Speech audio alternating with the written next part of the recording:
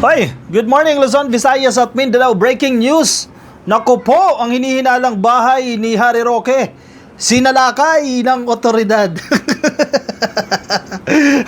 Karma talaga is real. Ayan na, nagdadatingan na ang karma ni Harry Roque. Sige, walang tigil ka ha, kakasira sa administrasyon ha. Walang tigil, kakasira kay PBBM. Akala mo naman pala malinis. Hindi naman pala, dirty pala. Anong nangyari ka, Coffee? Oh, sige. Ito, exciting to ha, naglalabasan ng baho ha. Mukhang tama si Teves dito, maraming kalokohan itong si Harry Roque. At ito, naglalabasan na, isa-isa nang naglalabasan ang kalokohan ni Harry Mau. O sige, baka sabihin ninyo fake news yan. Nag-check tayo sa Bureau of Immigration. Aboy, confirmed ka, Coffee. May mga nahuling ang dalawa ito. Foreign nationals ka, Coffee. Dalawa nahuli. Naku po. Pero hindi yun yung pakay, iba yung pakay, pero may nahuli pa rin. O sige, dito muna tayo sa balitang ito. Nasa Abante. Ayan o. Naku, trending na naman si Harry Mau ngayon ha. Trending na naman dahil sa kalokohan. Tapos, paano niya kaya ito ipag-deny na naman? Anong klaseng remedyo na naman yan? Anong klaseng pag-deny na naman yan? O, sige, headline. Sige, basa. Basa tayo. Bahay ni Harry Roque sa Benguet. Sinalakay ng mga otoridad. 2 Chinese nationals dinampot. Pero medyo questionable itong Chinese nationals, no? Kasi mukhang Chinese lang yung isa. Hindi pala Chinese national yan. Sige, dito muna tayo. Ang tanong, may bahay ba talaga si Harry Roque dyan sa Benguet? Yes, confirmed. Meron po yung bahay. Alam ko, may bahay yan, nandiyan yan. Sinalakay ng mga otoridad ang hinihinalang bahay ni dating presidential spokesperson Harry Roque dyan po sa Pinewoods Golf and Country Club dyan po sa Tuba, Benguet. Ayan, yung mga taga Benguet dyan. Alam nyo ba yan, ka-coffee? Sa Pinewoods Golf and Country Club. Yan po yung sinalakay, ka-coffee, ng otoridad. Allegedly, bahay daw po yan ni Harry Mau. Sa operasyon, 2 Chinese nationals ang dinampot. Ang dinampot na 2 Chinese ay hinihinalang konektado sa Philippine Offshore Gaming Operators o POGO. Naku po! Di ba? Recently lang, nag-trend itong si Harry Roque dahil tumatayo palang legal counsel nitong mga POGO na to. Kaya pala ha, panay tawag sa PAGCOR ha. Nagpa-follow up sa permit nitong kaibigan na. Wala namang pressure. Sige, walang pressure, ka-coffee. Pero nagpa-follow up lang. Pero 6 na beses nag-follow up kung kumusta na yung permit nitong POGO na to. At yung Cassandra Ong, yan yung nag-hire sa kanya. Yan yung nag-hire sa kanya. Ang tanong, magkano? At ano yung coverage? Halimbawa, sige, 1 million naman, pero mababa ang 1 million naman. Halimbawa, 5 million naman, sige. Yan, legal counsel na, 5 million naman. Ano yung coverage niyan? Pagbibigay lang ba ng advice?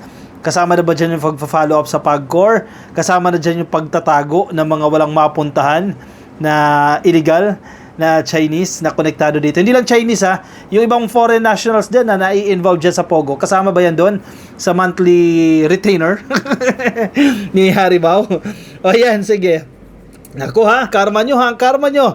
Naglalabasan na talaga ang karma nyo.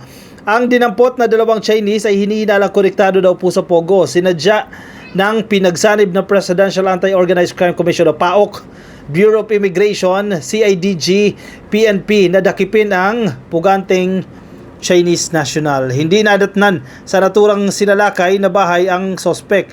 Dinala na ang 2 Chinese sa BI, sa Bureau of Immigration ito, ka-coffee ha, at hahainan na ng deportation case. Sa ngayon, wala pa namang pahayag si Roque sa naturang issue. Nag-check din tayo. Baka may post na. Yung problema, ang inaatupag kasi ni Harry Mau, ang paninira sa gobyerno. Ito, sagutin mo to ngayon. Ikaw nalilink dyan. Ayan o, ayan yung bahay o. Ayan o, nasa DZRH News o. Ayan o, nakikita nyo. DZRH News yan. Baka sabihin niyo fake news. Ayan o, ang ganda pala ng bahay ni Harry Roque dyan sa Tuba, Benguet. Ayan, ka-coffee. Teka, layo ko. Ayan o, para mas malinaw o. Paano niya kaya i-deny yan? O, caption ng DZRH. Bahay ni Attorney Harry Roque sa Pinewoods Golf and Country Club sa Tuba, Benguet. Sinalakay ng mga otoridad. 2 Chinese national nadatnan sa operasyon, sabi ni RH41 Romy Gonzales ng DZRH News. Ito pa yung ibang litrato. Ayan o, may mukha o. May mukha ng isang naaresto, itong Chinese national. Meron pa isa, ito, babae. Isang babae po yan at isang lalaki. Yan, naka-blur po yan. Blur po yan ng DZRH News. Pero marami-rami pa, ka-coffee. Marami-rami pa na tawag dyan, marami-rami pang ha-arrestuin ang hindi pa matukoy kung nasaan. Saan nagtatago ang iba? Baka nasa Davao. O baka may tinatago ng dating mataas na opisyal. Oy, kasi tinan mo si Harry Roque. Ano tong ibig sabihin niya? Anong implikasyon nito ka Coffee? Nagkukubli ka? Nagtatago ka ng mga walang papeles? Ito, merong screenshot dito eh. Isang art card mula ito sa Bureau of Immigration. Ayan, kung nakikita ninyo yan. 2 foreign nationals arrested in Benguet according po sa Bureau of Immigration. Ang petsa niyan ay July 28, 2024. Ngayon lang mismo ka Coffee. Ilang oras pa lang nangyayari yung insidente na yan. So syempre, hinanap natin yan. Kailangan natin i-verify yan eh. Hindi naman tayo pwedeng mag-report na lang ng sabihin may mga na-aresto, etc. etc. and then di natin bine-verify. So i-verify natin yan sa mismong dapat pagmulan nitong impormasyon. So pumunta tayo sa Bureau of Immigration. Sige, check natin sa Bureau of Immigration. Legit check muna tayo. Kasi si Harry Roque napa-fact check eh. O yan, sa Bureau of Immigration, yan. Punta kayo sa Facebook page ng Bureau of Immigration para ma-confirm ninyo. Yan po ay 358,000 followers ang Bureau of Immigration. No? Sige, hinanap natin itong art card na to kasi pwedeng pikiin eh. Bugom! Totoo nga. Totoo yung art card ng Bureau of Immigration. Ayan o. Ayan o, kitang-kita ka Coffee o. Posted 5 hours ago. Sige, basahin natin yan. Title ha. 2 foreign nationals arrested in Benguet. Nako, paano kaya nila to ipagtatanggol? Ano na naman kayang remedyo? Ano na naman kasinungalingan ang gagawin nila dyan para linisin ang pangalan nila? Lamig lamig ng klima pero si Harry Roque naka-hot seat na naman ngayon. Ang hilig mo kasing manira eh. Kung tumigil ka na lang dyan. Basa tayo dito. July 28, 2024, 2 foreign nationals arrested in Benguet, sabi po ng Bureau of Immigration. Sige, dyan po sa Tuba. Nakarating na rin ako dyan sa Tuba, Benguet, no? 2 foreign nationals were arrested by the Bureau of Immigration in a raid inside a residence in a subdivision in Barangay Poblacion in Tuba, Benguet, morning of July 27. Kung ikukumpara mo itong press release na to ng Bureau of Immigration as compared doon sa balita ng Abante at balita ng DZRH, ito medyo careful pa, no? Hindi pinangalanan yung pangalan ng subdivision. Ang sinabi lang in a subdivision, pero yung kabila pinangalanan Pine Woods, no? Sige, 2 foreign nationals. Sino-sino itong mga to? Kinilala po itong mga nahuli na to na si Wang Keping. Wow ha. Wang Keping. Siya po 35 years old, female po. At si Kun Myorn, 37, lalaki po, naaresto po sila dyan sa joint operation na isinagawa po ng Bureau of Immigration's Intelligence Division Regional Intelligence Unit dyan po sa Cordillera Administrative Region at ng PAOK po o ng Presidential Anti-Organized Crime Commission. BI Intelligence Division Chief Fortunato Manahan Jr. said that the operation stemmed from information from the PAOK about Chinese women being sought in relation to the recent raid in Bamban, Tarlac. O biruin mo, di ba? Tatandaan ninyo, nag-raid dyan kaila Alice Guo, dyan sa Bamban, Tarlac, yung Pogo dyan. Marami nakatakas. Diba? Halos wala nga nahuli dyan eh. May mga mangilan-ilan lang eh na naiwan. In short, yung mga opisyal na nandiyan dyan, nakatakas. O syempre, magtatago na yung mga yan. So may information na nagsumbong, nakarating po yan sa PAOK, na yung hinahanap nila mula doon sa raid nila sa Bamban, nandiyan dyan sa bahay na yan. Halo, kung confirm ka na bahay ni Harry Roque, anong ibig sabihin yan? Nagkukubli siya. Naku po, makukulong po ata si Harry Mawa. Nagtatago siya. Hala ka, nagtatago ng mga tao. Grabe si Harry Roque ha. If ever man natotoo ito ha, if ever ha, kasi di niya pa naman kino-confirm eh. If ever natotoo yan, grabe. Sa ngalan ng salapi, ibibenta mo yung dangal mo. Diba? Ibibenta mo yung pagiging acclaimed lawyer mo, international lawyer mo, ang dati mong pagiging mambabatas, ang dati mong pagiging presidential spokesperson, ibibenta mo yan sa kapalit ng chiching mula sa mga Chinese. Kung ito confirmed. Kasi dead ma pa dito si Harry Mawe. Wala pa siyang comment dito eh. Pero pa siya busy pa siya, naninira pa siya sa administrasyon eh. Sige, nako, anong klaseng linis na naman to. Tingnan mo ha, sunod-sunod yan ha. Nakita yung jowa niya ba yun? Basta yung taga-turok niya, yung kasama niya dyan sa Europe, no? Nag-trending yan. Imbes na asawa yung kasama, yung boylet yung kasama, no? Magtuturok.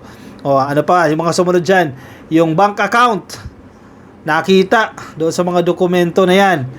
May isa pang dokumento na identified siya as legal counsel. Ano pa, investigasyon mula sa PAGCOR, kinonfirm mismo ng PAGCOR na 6 na beses tumawag si Harimau, nagpa-follow up doon sa permit nitong Pogo na to. At ito na naman, ka-coffee, sa bahay niya mismo.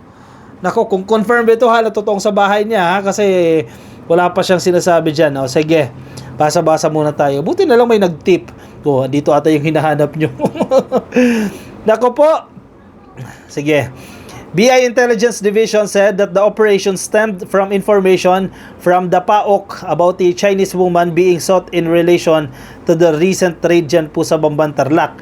As such, Bureau of Immigration Commissioner Norman Tansinko issued a mission order to effect the arrest of the target Chinese woman. Yan. Nung aarestuhin na nila itong target na to, wala yung target ha, yung original target talaga ng mission na yan, wala doon. Pero may iba silang nahuli. Ang dami pala nagtatago dyan sa residence na yan ha. Dyan talaga sa Benguet ha. However, ito na, ano na nangyari ha? However, upon arrival at the site, na sinasabing bahay ni Harry Roque ha, allegedly, hindi niya pa kino-confirm yan, hindi niya pa rin dinideny. Pagdating po nila doon sa bahay, the target was nowhere to be found. Wala na, hindi na mahagilap. Siguro may CCTV nakita nagtago din underground kung saan man. But 2 other foreign nationals were seen in the vicinity. Bakit ang dami foreign nationals sa bahay na yan? After verification, it was found that Mowern, an alleged Cambodian ka-coffee, hindi pa po confirmed dyan, allegedly Cambodian national, was an undocumented and overstaying alien after being unable to present his documentation. Anong nangyayari? Kinukonsinti niya, if ever man ha, kinukonsinti ni Harry Roque na yung kanyang bahay, pinanunuluyan ng mga illegal. Naku po, anong nangyari? Magkano? Nakakahiya ito ha, nakakahiya ka. Nakakahiya ka, tapos ikaw ang hilig mong manira ha. Manghilig mong manira sa presidente, yan pala ginagawa mo. Operatives stated that Mowern was only able to present a photo of his supposed Cambodian passport which had the visa valid only until August 2020. Naku po, 4 na taon nang expired ang visa nitong tao na ito. August 2020 pa. Baka matagal na yan ang dyan sa bahay ni Harry. O baka dyan niya sa Bamban nung na-raid, nagtago, yan, lumipat na doon na kay Harry Roque. Naku po, naku, nakakahiya na naman yan. While Wang had a working visa, she may be charged with violation of immigration laws for harboring an illegal alien, sabi po ni Manahan. But foreigners were arrested and will be brought to Manila for booking procedures. Physical custody of the duo will remain with the PAOK while undergoing deportation proceedings. Ayan yan yung dalawa na yan, ka-coffee. Pero ang tanong ngayon, nasaan yung hindi na arestong Chinese national? Kasi originally, yun yung purpose ng pagpunta nila dyan 'Di ba? Hulihin ito, may nag-tip kasi sa kanila, dito yung hinahanap ninyo sa bahay na yan. Pero hindi nila nakita. Pagdating nila doon, ibang tao pa lang nakita nila doon. Baka mas marami pa nakaalis dyan. Nako. Sige sir, Harry Roque. Sir, confirm nyo ito. I-confirm nyo, totoo ba yan? Bahay mo ba talaga yan? Kasi alam namin, may bahay ka talaga dyan. Pero yan ba talaga yung house number? May picture naman yan. Hanap nga tayo ng picture niya diyan sa bahay na yan. I-compare natin doon sa nagtitrending. Ito, yan. Ito, saan na yan? Tingnan natin. Hanap nga tayo ng bahay na yan. Ito yung bahay, Ayan, baka may post siya, nakita yung bahay na yan, Yan yung bahay, Yan. Yan po yung bahay na ni-raid nila dyan.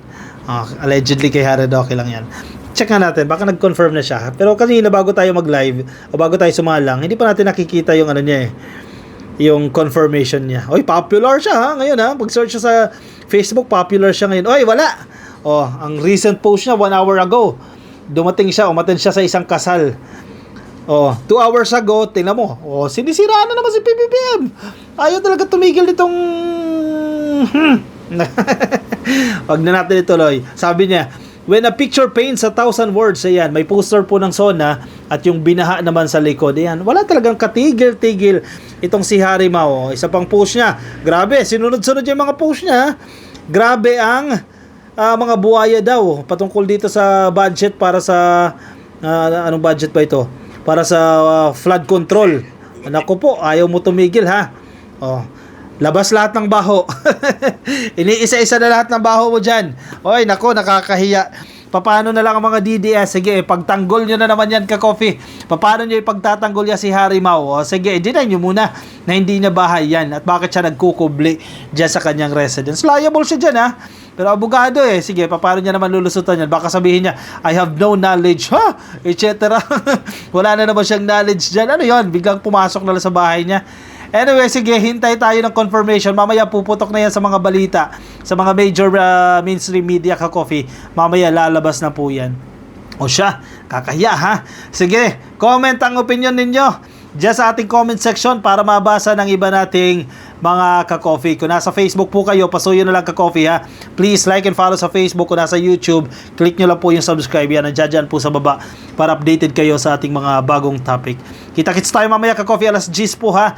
Alas 10 po ng gabi, Philippine Standard Time, ang ating live stream. Mamaya po yung alas 10 ng gabi. Kita-kits ka-coffee. Paalam po sa inyo ka-coffee. Ingat po kayo. Medyo maulan ha. Maulan. Ingat po sa inyong lahat. Bye-bye everyone.